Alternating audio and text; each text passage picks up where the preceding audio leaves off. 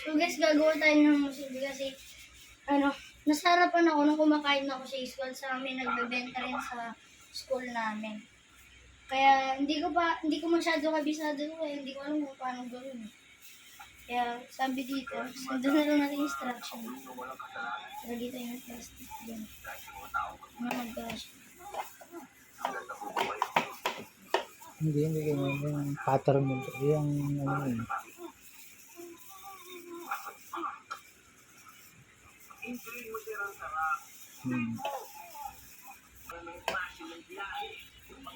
Guys, so nakalagay na tayo ng ganyan. Medyo nahirapan tayo dahil plastic. So, lagyan mo na ng kanin. So, lalagyan na lang natin ng kanin, guys. Ito. Yan. Ito. Flat naman natin siya, guys. Flat naman natin siya, kaya tingnan natin sa unang kanin. Sige pa, lagyan mo pa. Flat naman natin, guys. Lagyan mo pa. Wait lang. Na-flat ko pa. Okay, lagyan mo pa ng kanin.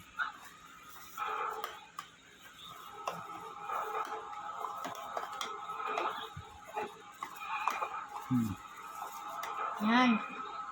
Flat Sige pa, lagyan mo pa ng kanin. Hindi pa? Oo.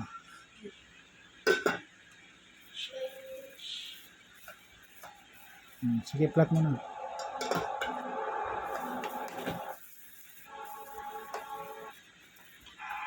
Parang malaki yata masyado.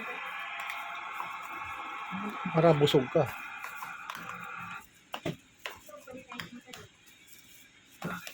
Oh.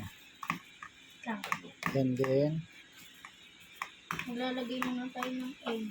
egg. Oh. Sige.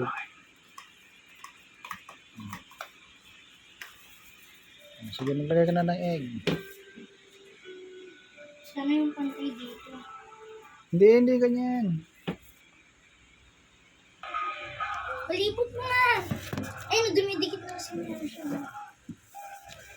Dalawa siya, para tagdadalawa siya sa likod pa.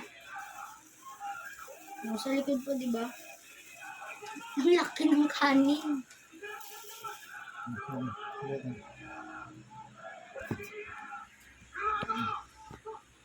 Ito yung pangalawa, guys. Yun na. Magpaalam ka na. Oh. Okay, guys. Medyo masarap. Konti lang naman. Medyo masarap lang kami. Pero una pa lang to eh. Sa susunod, mape-perfect ko na ganun.